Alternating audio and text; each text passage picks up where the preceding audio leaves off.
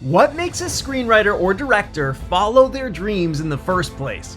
That's what I want to find out in one scene. I want to know the movie moments that inspired artists who later found success themselves, and I want to see what I can learn from them. I'm a newer professional screenwriter. On each episode, I'm joined by a subscriber who's an aspiring writer or filmmaker because I want their perspective too. We are about to discover some things that are going to seriously level up our craft, so let's get into it. Hey everyone, I am sitting down with Ian Shorr and Mitchell McEnery today to talk about screenwriting. Ian's a professional writer who's been working for at least, about 2 decades? Is that about right, Ian? Close, about 17 years. 17 years. So coming up on 2 decades. And he's had many sales and on top of many credits and all sorts of assignments. Mitchell is an aspiring writer who's a 15-year police officer with 6 years on the SWAT team. He specialized in hostage negotiations and more. So a super interesting background and a fun guy to talk about an action movie with. So we're going to kick off this conversation today by looking at a specific movie and a specific scene that inspired Ian very early on in his own journey. So Ian, can you tell us about this movie and the first time that you watched it? Yeah, absolutely. So this is The Last Boy Scout, directed by Tony Scott, written by my favorite writer, Shane Black. And this is a absolutely bonkers, sociopathic, early 90s action extravaganza that is one of the most delightfully depraved movies I've ever seen in my life. I heard about this film before I saw it. It was like back before the internet, when a movie had a scene that was so messed up, kids would talk about it on the playground. So I was in 4th grade. I heard about this crazy ass movie where in the opening scene, a football player shoots a bunch of dudes on the opposing team while trying to score a touchdown. And I'm like, no way. But why does he? I got to see this movie. So like, I think I saw it on HBO when I was 11 and was just absolutely blown away by just how dark and mean and transgressive and yet somehow still really fun it was.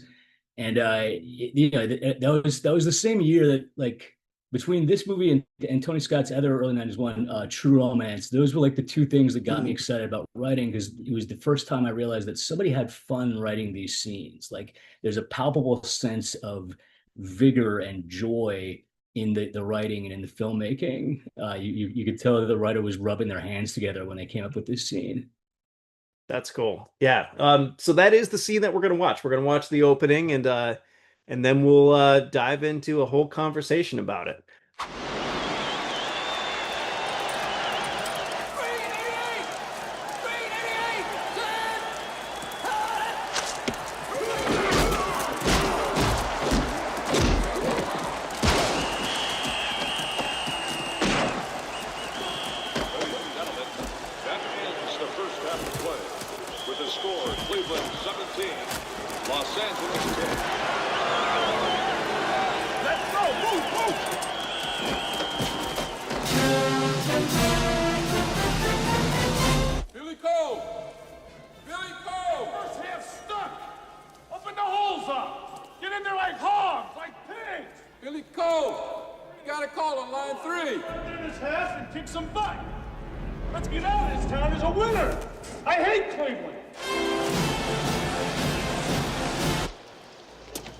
Hello? Hello, William. This is Milo. There's a lot of money riding on this game tonight. You better start scoring some touchdowns, William. Just do whatever it takes, understood? Or else you're history. Welcome back for the second half. We're at Municipal Stadium in Cleveland to decide tonight's confrontation between the LA Stallions and the Cleveland Cats. I'm Vern Lundquist along with Dick Butkus. And yes, friends, it really is that wet. Well, Vern, even though the Stallions trail 17-10, there walks a happy man, Sheldon Marcon, owner of the LA Stallions. His team sits atop the Western Division at 6-2. Sheldon is standing by right now with Arlen Swan. Let's go down to it. 29,256. That's pretty poor attendance, even for a night like this, wouldn't you say? I wouldn't say, Lem. Perhaps then you can explain the drop-off in attendance and TV ratings. Are we witnessing the death of professional football? Oh, I think that we're witnessing the death of good journalism, Lem.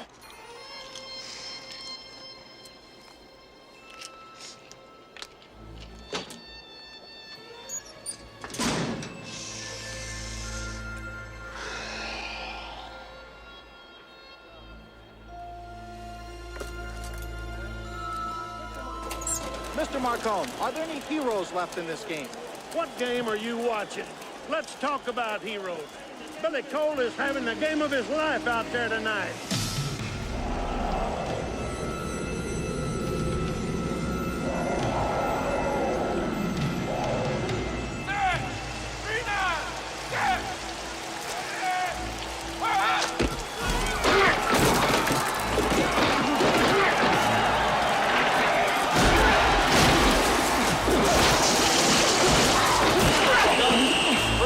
At the Cleveland 47-yard line.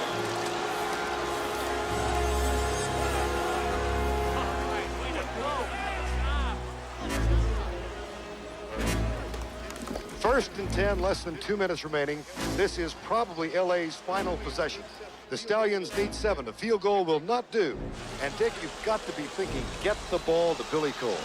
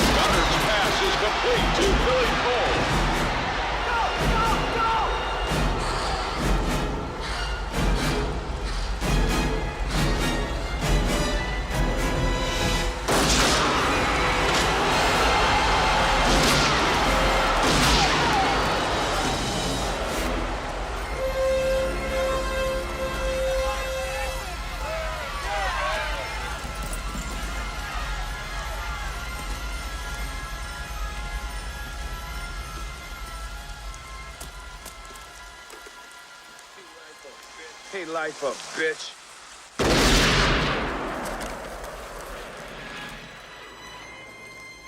Nice. There it is. Man, and like not Yeah, only that is was it really the- well written, it's like really well directed too. Oh yeah, it looks gorgeous, man. It does. Like, it's definitely the darkest football scene I've ever seen, and that amount of rain is like it's crazy, but like visually it's so incredible. Like, I remember when I first watched this, it was kind of a funny story too. So I think I was 9. Had my dad had a satellite dish, so I had one of those. I was one of those lucky kids that had HBO coming on and stuff like that. So I remember we used to have like family movie nights, and he put this one on. And after the first scene, that was it. I was out. Wait, so your dad turned it off after the first? Yeah, that was it. Okay, Yeah, that was okay. it. Watch the rest. Yeah. I'm not surprised, man. He's like, Yeah. He made a good decision too. If you... He did make a good decision. Yeah, it was after the Billy Cole. That Billy Cole, man, he's one hell of a shot to be shooting guys in the head, running full tilt. Yeah. Pretty yeah, wild. popping kneecaps and stuff. Yeah.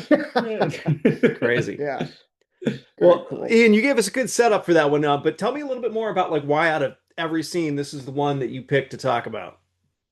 So I was thinking back to like the early days when I was first thinking about filmmaking, thinking about screenwriting, and I've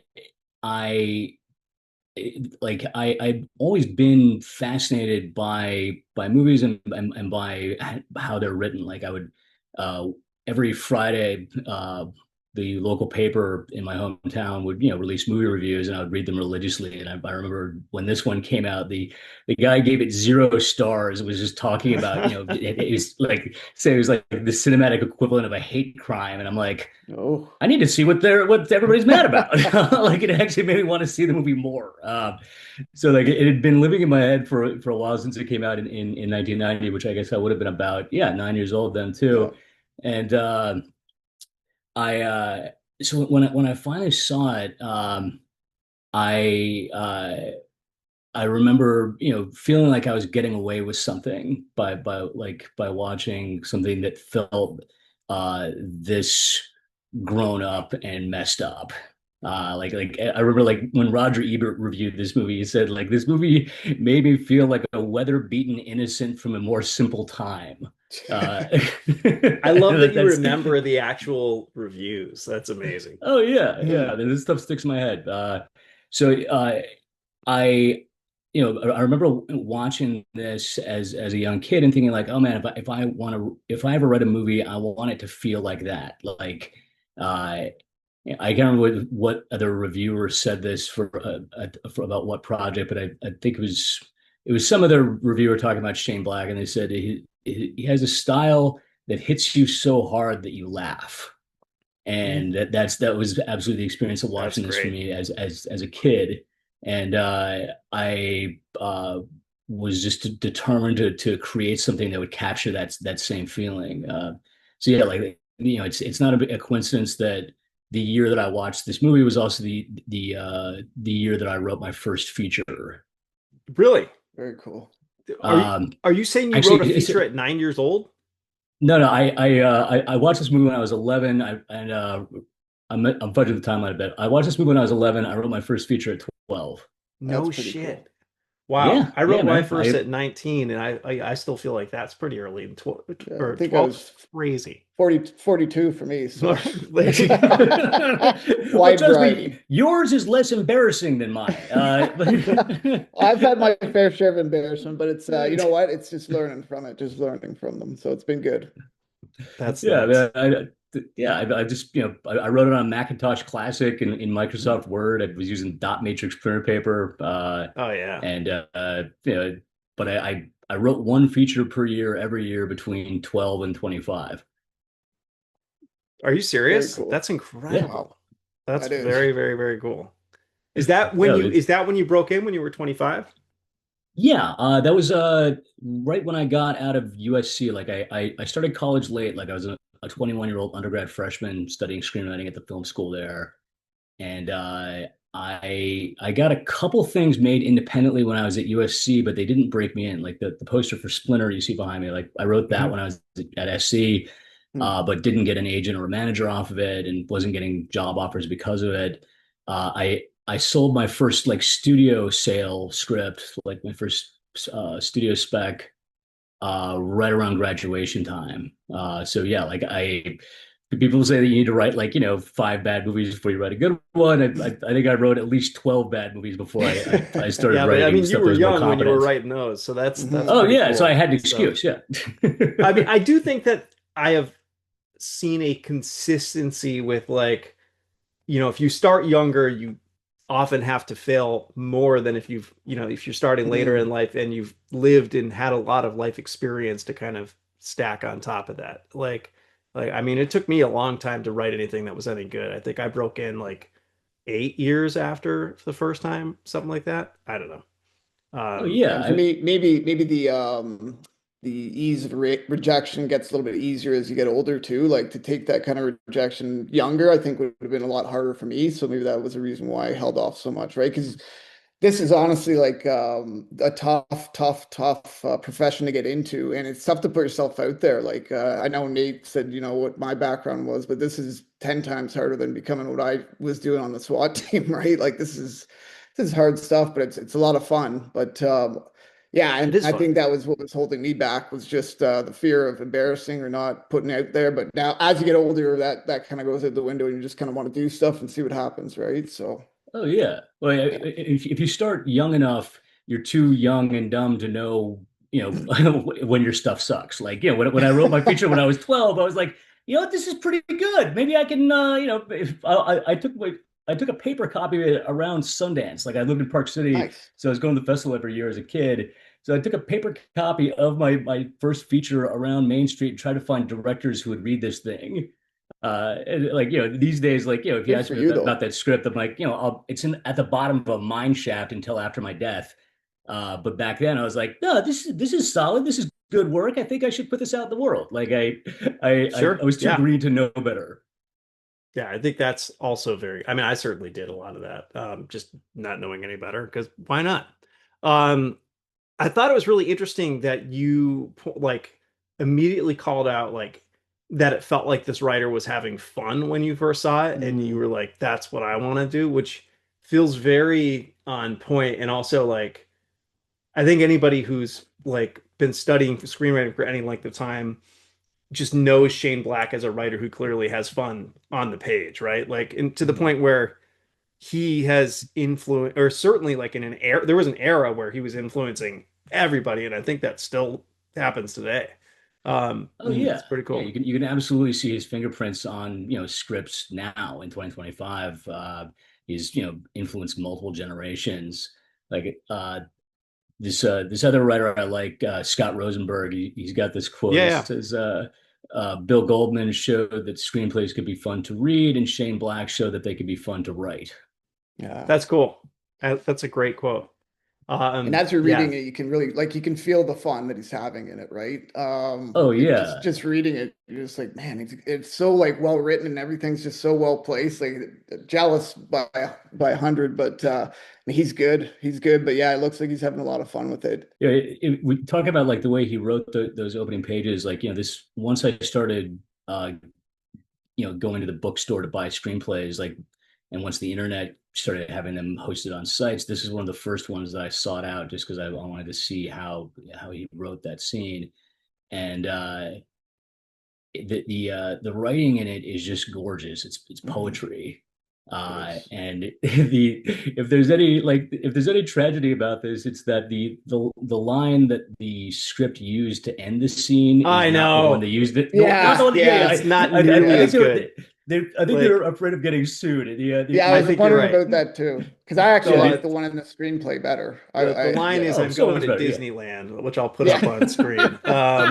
Like, it's That so was a much better better. line for sure. Just cherry but, on like, top, yeah. I do think there were choices that I assume were Tony Scott choices that I actually think elevated the scene. Like, and it kind of makes sense that it would have been less expensive to do the version that Shane Black had written where it was cold instead of rainy. But I absolutely think the choice to make it rainy elevated the entire thing, and added a ton of production value, and just like that was really cool. But like, yeah, that line at the end for sure. Yeah. Yeah, actually, it's funny that you bring up the rain because I was thinking about why that choice was made. I'm sure the budget was part of it, but you also have this movie where everything and everybody is corrupt and dirty on some level, and the opening scene in this is like this perfect visual metaphor for that, where you've got like the Great American Game being drowned. That's cool. Like it feels sort of like a thesis statement for the movie. That's a really interesting way to look at it. Like that hadn't even occurred to me at all. I was thinking of it purely from just kind of a both production value and also one more thing that you could layer a little bit more tension in with. But I think that's a really spot on take as well. Right, because you get the marching band, all the colors of the flag. Right. Yeah, like it feels sort of like something patriotic that's being dragged through the mud. It's also, and I didn't include this in what we just watched, but it's in sharp contrast to the opening titles, which are like that whole like Friday night's a great night for football thing, right? Right, which you're like watching celebrating on like a little TV, yeah, exactly. And so it's yeah. like celebrating how fun it is, the Great American Game, and then you jump right into like the downpour and everything, and like there's a clear contrast there, which is pretty cool as well. So I mean, I think those are all. What's that? Sorry, and he kind of like the first page before the actual screenplay gets going, he's got 3 different quotes, and they kind of like state the theme. So is that something you guys see often too? I thought that was kind of neat to read those 3 and then go into it. Oh yeah, I like what do they call those, epigraphs? Yeah. Yeah, I usually throw one of those into my script. I don't do exactly what he's done here, where he has the characters quote themselves. Yeah, I love like that's yeah, that's a great exercise, I think, for any writer to do, is if you can write an epigraph in the voice of your main character or characters, that means you understand their voice really well and understand their core point of view. Cool. I usually just find a couple of quotes that speak to the themes of the movie.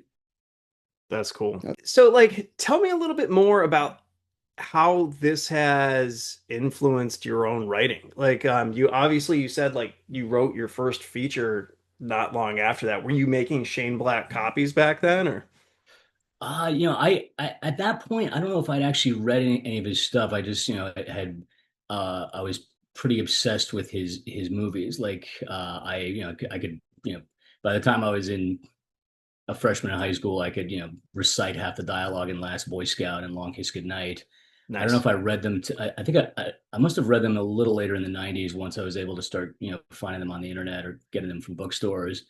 But once but just like on a scene level, the biggest thing that I picked up from this was that your opening scene is a chance to one create a mini metaphor for the larger story that you're telling, to speak to the themes of that, and two, it's a way to show the audience something that they will never forget. It's to hit them with a surprise that is so left field that they can't help but be drawn into what happens next. It's the scene that fourth graders are talking to each other about on the playground after your movie comes out. So like that became cemented in my mind that you, especially if you're writing specs, your opening 5 pages have to be an absolute banger. Yeah. Totally. I think that's a great point. I think it's also interesting that this is the first one of these episodes that I've done where we've done a scene that didn't include the protagonist, and it's just such a powerful scene, even though it doesn't even have a character that you have grown attached to yet, because it's just doing something so wild. And I mean, nobody going into that scene, unless they're the fourth graders that have already heard about it on the playground, is expecting that to happen, right? Like, I mean, you can't imagine that being the way that this would take. And it reminds me, and I hope I'm not stealing your thunder here, because it wouldn't surprise me if you were planning on talking about this, but it reminds me of what you and John Zalzerny, your manager, were talking about when we had you on Spot the Pro, about A choices and beyond. This is a great example of that. I mean, I can talk a little bit about the A, B, and C choice thing if that'll be helpful. Yeah, you should. I think it's great. Okay. Yeah, I mean, for anybody that didn't see that the Spot the Pro episode with me and my manager John Zazirny, one of the things we talked about on there is in any scene, you have essentially 3 choices you can make as a writer. You've got your A choice, which is the first thing you think of, and it's the thing you land on first because you've seen it before. It's the cliche that your brain has memorized. And then you've got your B choice, which is the complete opposite of that. That's it's the thing that you're not expecting, the thing that's not cliche, but that still doesn't necessarily work because it doesn't further your story. It's just an overcorrection from the A choice. And then you get to the third thing, the C choice, where it's something you haven't seen before. It's a total surprise, and it furthers the plot or reveals character. And so, like in any scene that I write, I'm always looking for what that C choice is. And this opening is a great example of that. I mean, it's perfect. It, like, you just would never see that coming. And then we go right into the introduction of the protagonist after that. And I think it's really interesting.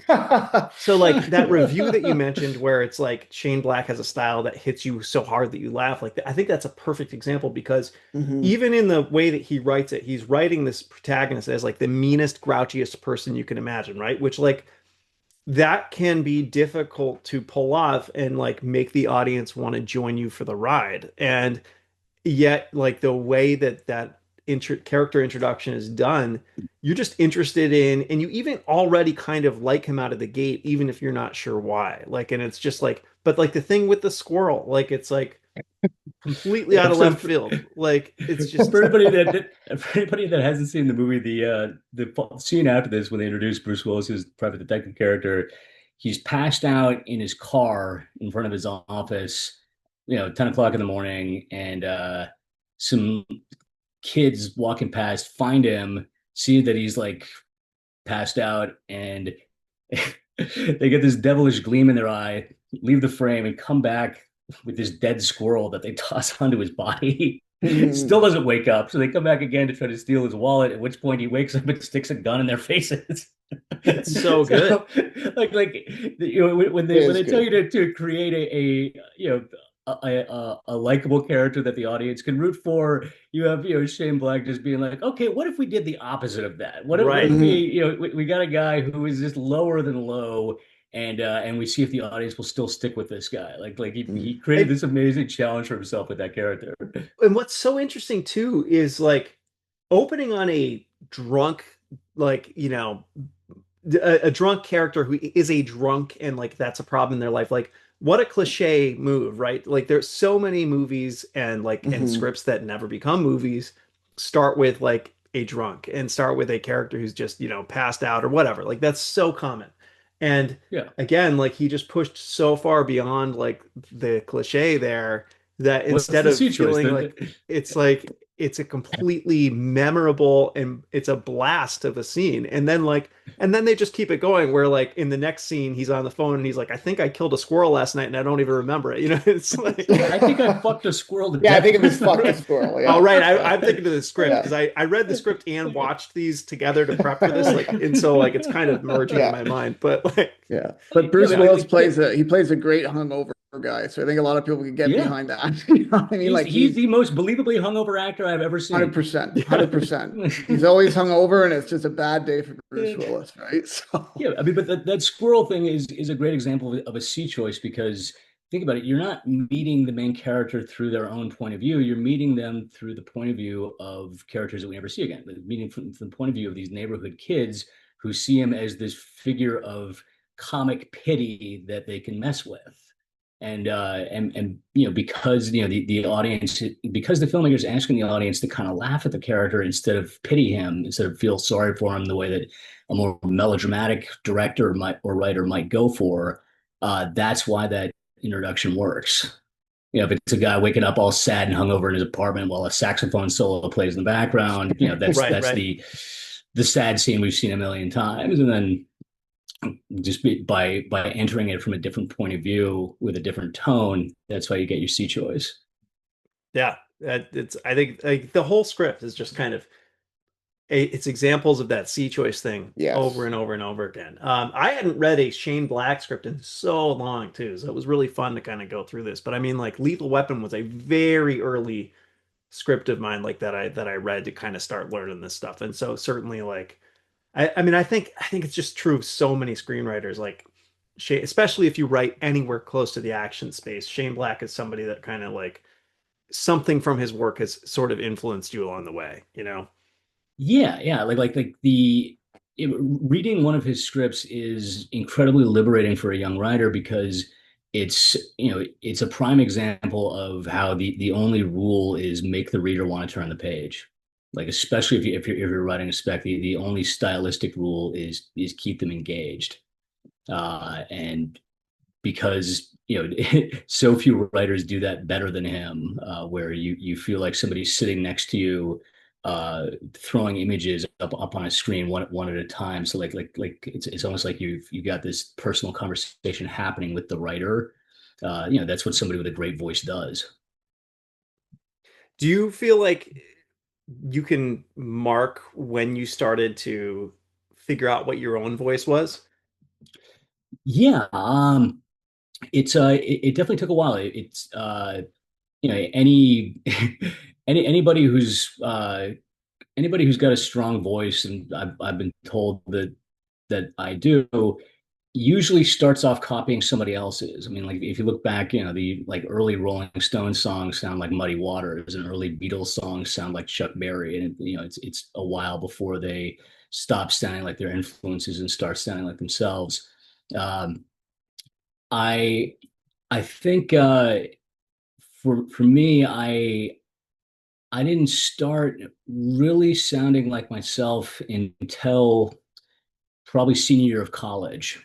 Um, and by that point, I'd written maybe 15 scripts, and I experimented a lot with different genres. Like I'd written all the stuff that I do now, like action, sci-fi, horror, but I had branched out into like I'd done romantic comedies to see if I could do it. I did a school shooting drama that, good God, I'm not the guy to write that.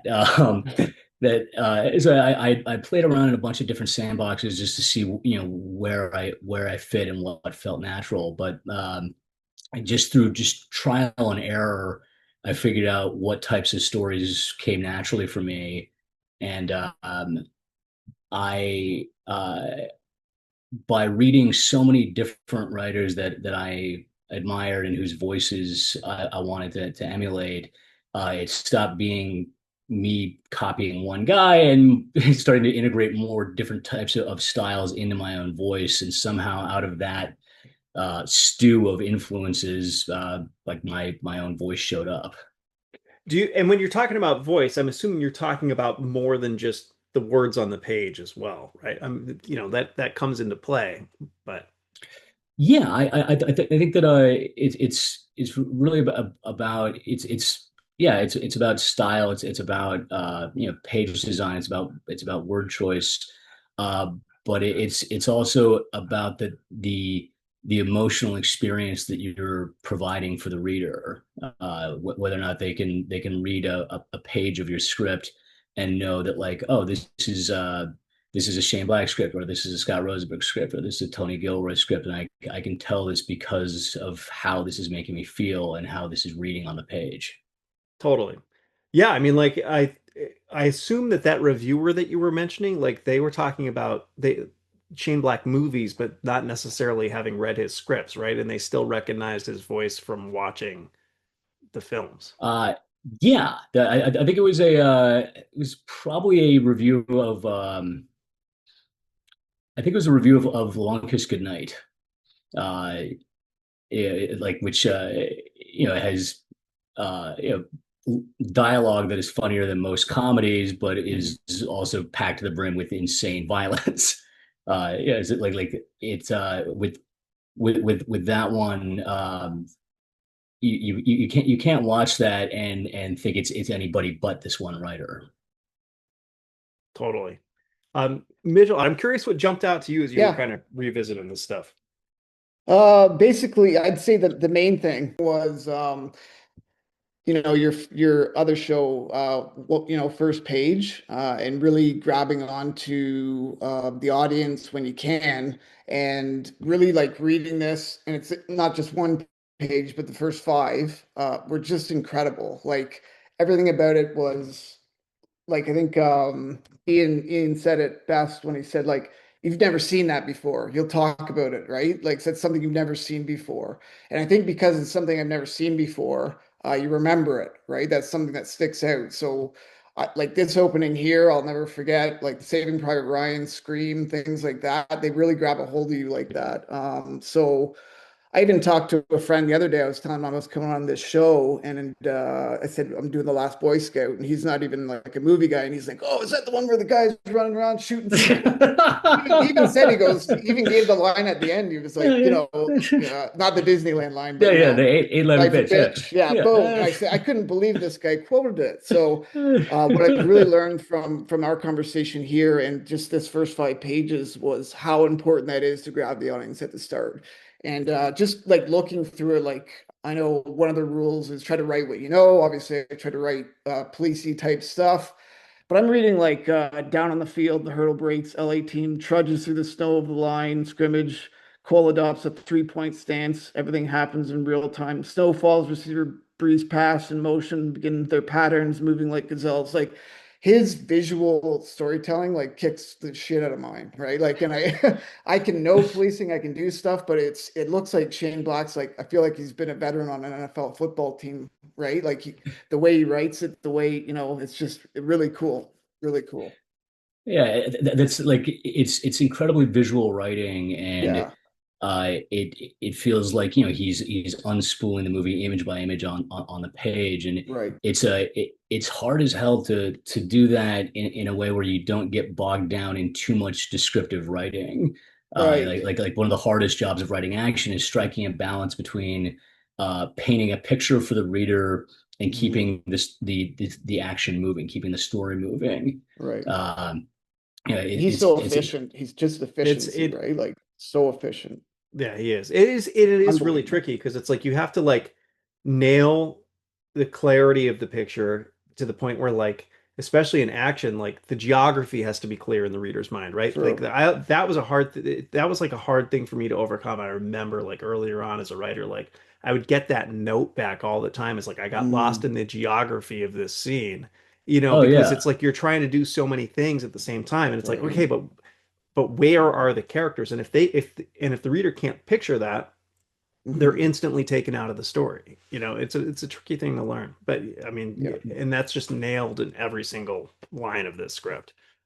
Oh yeah, Yeah. when you think about what you have to do when you're writing an action set piece, you're creating an image in the reader's head where they have to understand where all the characters are in relation to each other geographically. You have to understand what each character's goal is in that scene, what the obstacles are between them and the goal. Uh, and those are just the nuts and bolts. The stuff that's equally important, if not more, is the what I've heard referred to as emotional temperature, where you say like, okay, what does the writer want me to be feeling during this scene?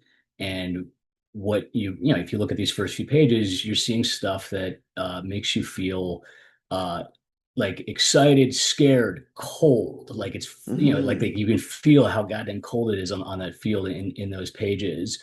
Once he brings Billy Cole in, he does a great job of bringing you into his interior life where he's spun out on drugs, he's flying Right. on adrenaline, he's under all this pressure. And this one little snippet like was such a good example of how he creates that surreal feeling.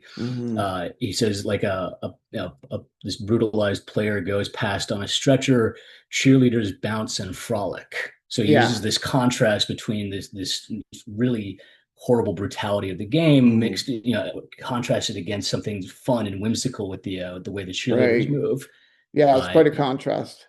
Right. So like by using really stark contrast throughout it, and throughout the entire scene, where you've got really beautiful writing colliding with really violent imagery, it creates this tension, and it really puts you in the head of the character that's experiencing it, and it really shows you what it's going to feel like on the screen.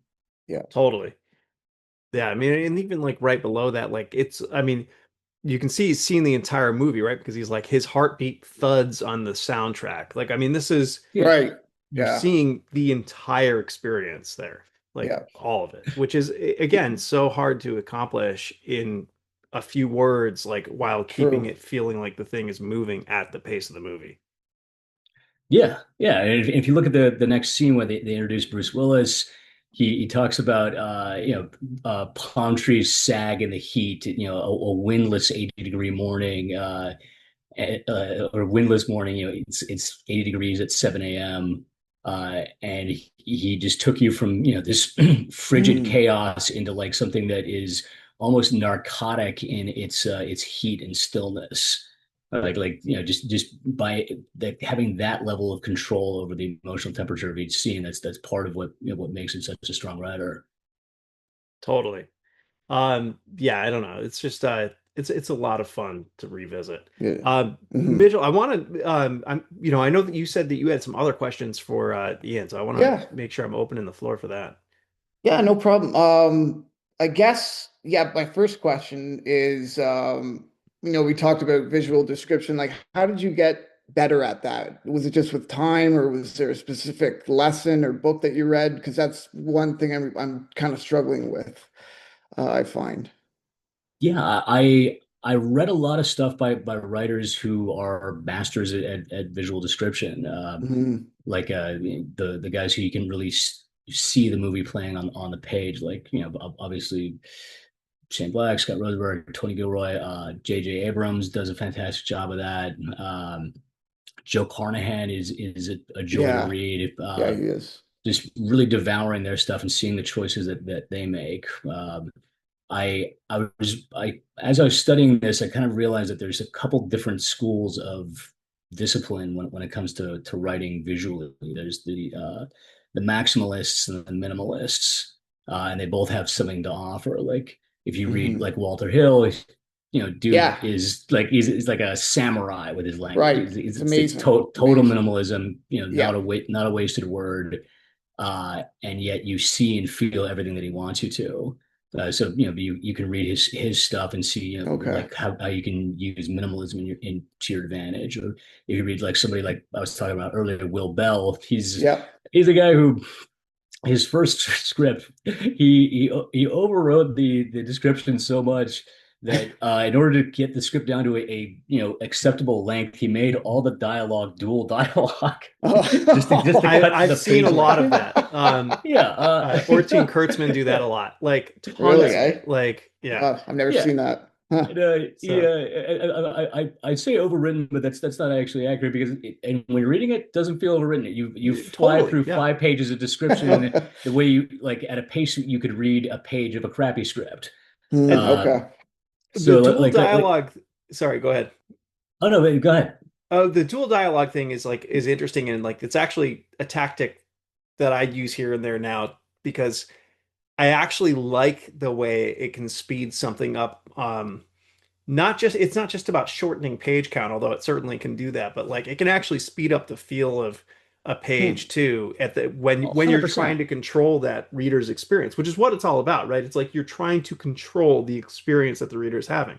And so I love dual dialogue for that. And the way I picked that up, and this kind of applies, I think, a little bit to what you were asking in terms of like, how do you get better at this stuff or learn it? Like when I first started doing interviews on this YouTube channel, like 5 years ago, I had a little bit of success as a writer, but like not very much. Like I was still, trying to figure stuff out. And I interviewed a bunch of mostly friends who were just much more successful than I was. And I was so fascinated to hear them like talking about things in a way that I hadn't really before. And like just learning every single one of these people was such a student of the craft, like, and so focused on like constantly pushing themselves to learn more and get better. And a few of them mentioned how an exercise that they had done was like they would take a script from a writer that they really admired and they'd put it on one side of their screen, and then on the other side of their screen they would just retype it, like, and they would do it as like a writing exercise for like 10-15 minutes a day or something. And so eventually I was like, all right, I've heard enough people say this, I might as well try this myself. Like, and that's where I learned that like thing with the dual dialogue. And I've learned so many other things as a result of that, because it forces you to slow down and really understand exactly what somebody's doing. And like, I'm a big believer in that. It's just like a little writing exercise to like start off your writing day. Yeah. Like you learn stuff that you wouldn't have picked up on otherwise. True. Yeah, I've never thought to put it up like that. I think that's a good idea. Something I'm gonna try too. So that's I mean, it sounds tedious and like maybe even tedious unnecessary, but like there are so like if you're an athlete and you're trying to get better, like you have drills and exercises and things that you can repeat, right? There aren't that many of those in writing, and I feel like that's one way that you can kind of replicate that. So awesome. Thank you very much. I know that I feel like I just talked way longer when you were asking me the questions. So no. I you know what? I get to hear from both sides. So again, thank you very much, guys. You guys, I'm here to learn from you. It was the dual dialogue thing that you mentioned that triggered that for me, because like that was like specifically like as I'm like retyping it was Mission Impossible 3, because I just loved the way like the first act of that movie worked, and like I wanted to kind of like see that, and so like it was over and over again dual dialogue fucking everywhere, and I was just like, this is crazy, it's madness, but it totally works. So yeah, like if the goal is to create chaos in the scene, like dual dialogue is a magic bullet for that. Like like you see that on a page and they're like, okay, this is going to be just an absolute demolition derby of a dialogue scene when it plays out. Totally. Yeah, and it's just like you can use it really creatively. I don't know, I would say look at the opening like of the first act of Mission Impossible 3. Okay. There you go. Like how it's done. Like it's just it's very, I think it's really cool. And it's very like surgical. I'll check that out. And another thing that has helped me with my visual writing is I've taken on certain challenges that were designed to take away crutches. Like I love writing dialogue. Like once I can get two characters talking to each other, like scenes just flow out of me. And I just finished something actually yesterday, a new spec that is one of the least dialogue driven things I've ever done. Oh, thank you. Congrats. It's a movie that takes place in real time and is essentially one gigantic chase scene. It's kind of like the 1917 is the model for it. Oh, that's cool. And so with this, it was me figuring out, okay, how do I still reveal character and surprise the audience and keep the plot moving when I only have images as my tool. Like I'm not having people talking to each other, but I still need to make the audience care about these people, and still need to make the story flow in a clear way. How do I do that using only images? So like I would say, just as an experiment, write a short film that's silent. Silent, okay. Yeah, just see if you can do something that's told just in images, and have it move in a way so that you don't get bogged down in the description. And I think that exercise is really going to show you like how far you can get off of like a well-chosen image. Okay, thank you very much. That makes total sense. Yeah, I'll put that that's into a great practice. exercise. Yeah, really cool. So your whole script is it's pretty much, it's mostly no dialogue. Like there is some dialogue, but there's barely any in the first act, cool. and even as it goes on, there's not anywhere near as much as I normally have. It's the basic premise is, there's like an entire subgenre of films where like a person wakes up with amnesia and discovers, oh, I'm actually dangerous. Like, I'm a spy, or I'm a hitman. Supremacy, the Bourne guys, yeah. Right, yeah. Which also wouldn't exist without Long Kiss Goodnight. Like that was the first one to do that. That's right, yeah. That was the original. Yeah, so like you've seen amnesiacs who turn out to be spies, amnesiacs that turn out to be hitmen, and I was like, all right, what if there's a supernatural version of that? What if the dangerous person you are is Dracula? What if you wake up and can't, wake up in a coffin, have no idea how you got in there? Yeah, that's good. I like that. It's you gradually figuring out like you have all these powers you didn't have before, but also all these hungers. And by the way, the sun comes up in 90 minutes, so you got to figure out how to get yourself safe. Back to that. That's coffin. A blast. Yeah. Are you comfortable leaving that in here? Like, oh yeah, dude. I mean, like, okay, yeah, I'm fine. All right, sure. All right, like it's I've been working on it for like a year, and it's something we're going to take out early next year, and I'm sure I'm going to be talking people's ears off about it in the meanwhile. So yeah, that's very cool. That's actually, I mean, that's immediately compelling and interesting. So that is cool. Yeah, and like because that one is like, it's all real time and it's all one gigantic chase.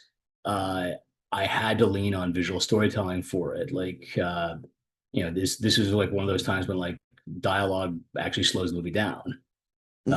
So like that was a real challenge for me, figuring out how to tell that story just with images. And was it your plan to go in with like minimal dialogue, or were you just like, that's kind of where the story took you? I knew it was going to be like that. I talk about 1917, but like another huge influence on this is Fury Road. And in Fury Road, Max maybe has like 6 or 7 lines of dialogue in the whole movie, and half of them they had to ADR in because the studio was like, our main character never talks. At least have him, grunt a little more. I don't like that. So I knew, using those types of models that there wasn't going to be a lot of breathing room in the script. That we're going to plant the pedal to the metal on page 1 and just not let up for 96 pages.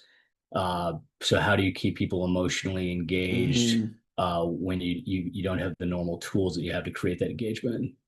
Obviously, this one, for a new guy like myself, trying to break in, been on Nate's 1-page show. I've submitted to the blacklist, only got a 7, close to an 8, but not quite there. So I'm gonna probably try a few other blacklist submissions once I kind of look over the screenplays again. But how like, what would be your best advice for someone to kind of try to break in? I know, and everyone's got a different story, so I guess what was your story? How did you kind of break in? The advice that I would, I mean, I broke in because I did it for free for like 12 years before getting before somebody started paying me for it. So for anybody that doesn't want to do it for free for 12 years before breaking in, the best advice I can give you is only write the stuff that you're really excited about writing. Okay. Like the stuff that you would absolutely be there buying a ticket on opening weekend for that movie. Yeah. Like anything that doesn't get your blood pumping, don't bother with it, because that boredom is going to translate on the page the same way that your excitement will translate on the page if you're writing something that you're super pumped up about. True. Okay.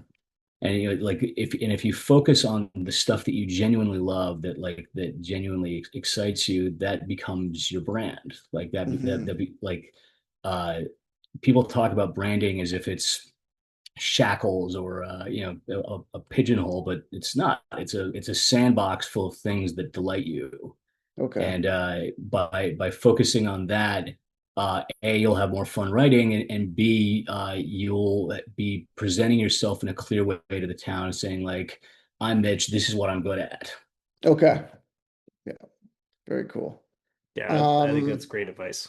That's very good. And again, I think I am learning like quite a bit, but I do like I'm like you though. I don't think I could write something that I wasn't passionate about or anything like that. So, and it does make it fun, right? Like when you're doing something that you're like excited about, and it is something I'd want to see, or you know what I mean? So it's just fun to do something that you love. So 100%. Yeah.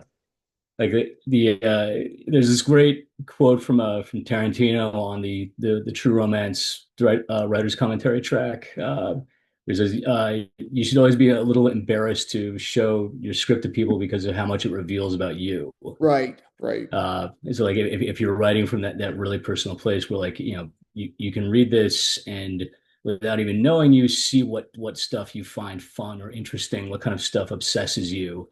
If enough of your heart is on that page, then you're giving that reader a singular experience. And people will remember those because they're few and far between. That is such a good quote. I've never heard that one before. That's good. And it's so true. Like I can, like it instantly brought to mind like certain projects of mine that I think have done very well for me that were very uncomfortable to kind of share, and the other ones like that maybe weren't and didn't do as well for me. Like so, like, I think that's really interesting. Hey, you're talking to somebody who once got hired to rewrite a script for the adaptation of Dance Dance Revolution, and I had to figure out a way to put some of myself on that page. So I know exactly what you mean. Where there's projects where there's more of your heart there than others. Well, that's an interesting topic too, right? It's like once you become a career writer, it's like okay, you have to like this is your living, like yeah. And so like assignments are an interesting thing because it's like you really like you might not initially be as excited about that as you might be about a spec, and it's like okay, how do you figure out how to find the thing that's really personal there that's going to keep you excited about it for as long as it takes to do something with it. And I've had the blessing of always finding that thing, like regardless of whatever other reasons I take on an assignment, every single one I've always found something in the story that is my way in on a personal emotional level. It might take a little while to find, but like none of them were ever mercenary one night stands. Every single one I want to fall in love with a little bit in one way or another. Okay. Yeah. Very cool. Yeah, that is cool. I think it's super important too. But yeah, I really like there's no question that you have to, I think, have some mind to like especially when you're writing a spec, like what makes a concept that's going to be interesting to people, especially when you want to break in. But like the passion is so critical. Like there's no point to writing it. Like Nate, you brought up the other thing that I was going to point out here, which is that like this is the second piece of advice I would offer any writer trying to break in, which is vet the living shit out of your concepts. One of the major mistakes I see young writers making is they'll run off and write something that they haven't shared with anybody just on a conceptual level. They haven't kicked the tires on it to see like, hey, do other people get it as excited about this as I do? And I think that like if emerging writers spend as much time vetting their concepts and road testing them a little bit, talking about it with other people, saying like, just do you think this is cool? Would you go see this movie? Yeah. If they spend as much time doing that as they do rewriting or trying to or querying or any of the other activities, then they would have a much easier path, because like most scripts aren't bad because of the execution. Most scripts are bad because they're based on an idea that's not a movie. Yeah. Okay. Yeah. And like there are lots of movies I think that are great movies that don't necessarily have the most compelling two-sentence logline, right? But like when you don't know anybody and you don't have your foot in the door and like you Hmm. need to get somebody to read you, that two-sentence like pitch matters. It's a It big does, deal. yeah. So Yeah. Like, yeah, once they know your name, then you've earned some trust that, like, if your log line is doesn't light the world on fire, they still trust you enough to deliver something Right. great out of that. But when they don't know your name, the best gift that you can give them is a concept that is so fun and cool and exciting that they can tell it to their boss, and their boss will go, "Holy shit, yeah, I want to see that. Yeah. I want to meet that writer." I Okay. imagine you probably had a ton of that with just the concept for Infinite. Like I'm sure that like created a lot of exactly that for you. Oh yeah, I mean, like, in general, my tastes tend to run pretty close to like what studios like to buy. Like, I'm not Mhm. I'm not P.T. Anderson over here. But I tend to look for something that has a really grabby log line, and like Infinite was based on a book where the second that I read the log line for the book, I was like, that is absolutely a movie, and Hmm. I have to read this. I feel like this could, just based on the log line, I thought this could be the next Matrix. Um, and so, Well, I feel like an idiot because I didn't realize I thought that was an original spec. So Oh no, no, is that an assignment or no. So that it was a book I adapted on spec. oh no Um, shit. yeah, Cool. so like the That's a risky move. Like to devote that much time to that's amazing. yeah, I mean, I wouldn't recommend other writers do this, like an emerging writer, adapting something that they don't have the rights to, because I did get the rights to this. I Mhm. my manager optioned the book for me.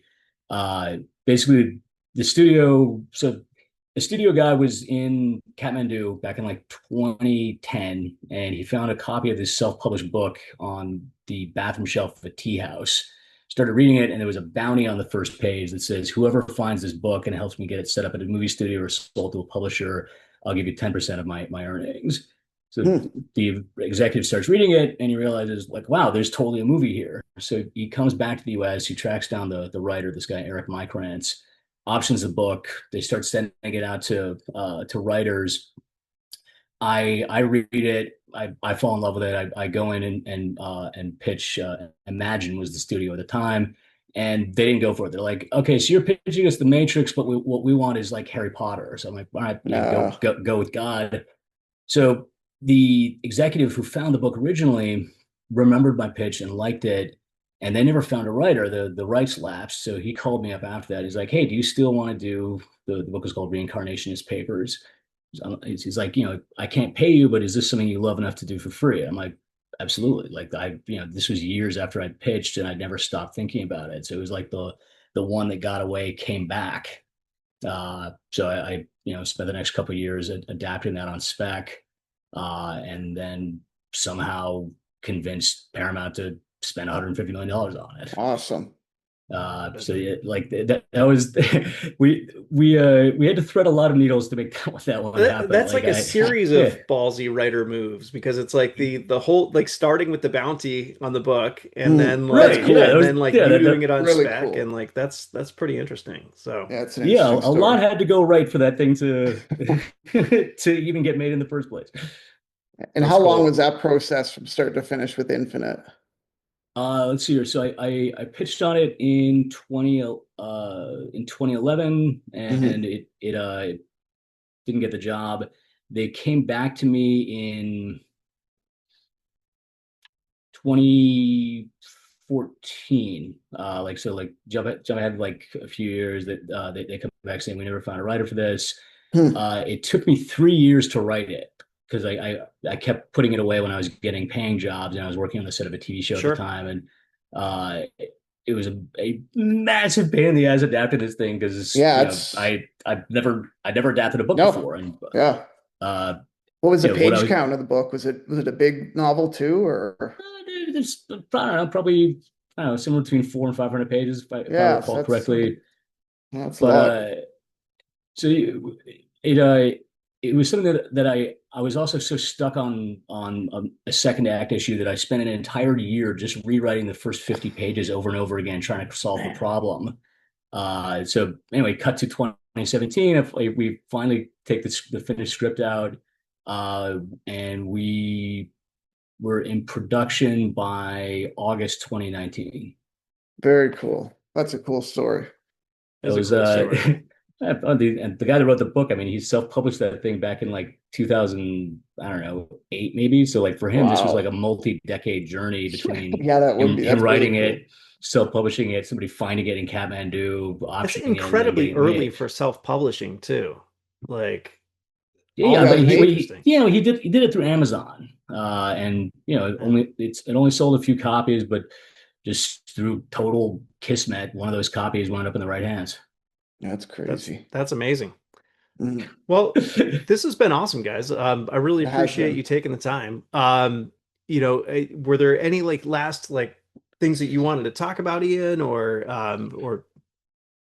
I've heard far enough of my own voice, but if you got any last questions, I'm here. I got one more just kind of a funny question. Do you think Billy Cole, without shooting, would have made that touchdown? Because he was breaking 3 tackles already. You look pretty good. You know what?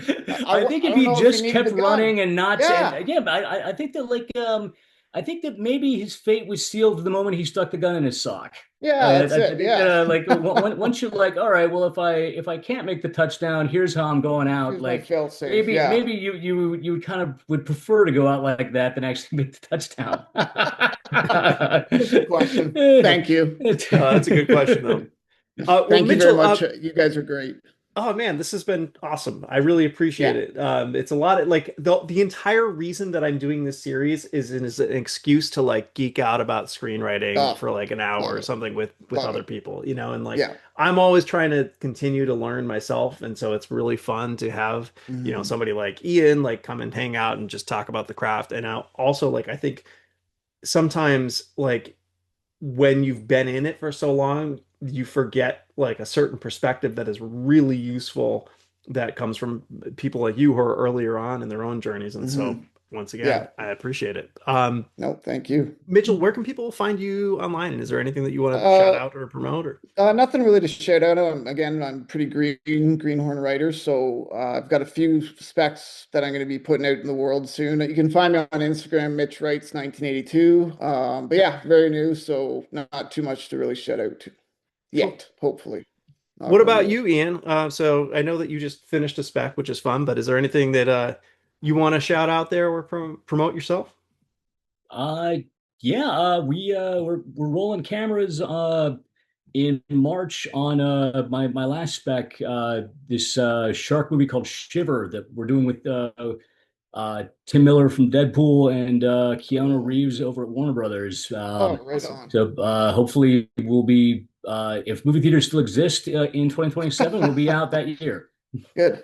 Love shark movies. I actually, when the Deadline article came out for that, that was one. I don't share too much with my family anymore because they're sick of me hearing about it. But I'm like, I know this guy who has Keanu because I don't know, like that's just like that hits differently somehow. Like, that's pretty cool. So my mom's in an assisted living facility, and her best friend there, her roommate, is the world's biggest Keanu Reeves fan. So like even old ladies in the nursing home love Keanu. So like she was all freaking out when she heard about it. So like it's been fun sharing that news. Cool. Where can people find you online, on social or anything? Or Instagram at DJ Bamboom. I'm not on Twitter anymore. So yeah, just there. Cool. Well, thanks, guys. This has been super fun and very educational. Good luck with Shiver. I think we're all looking forward to that. Thank you to everybody for watching.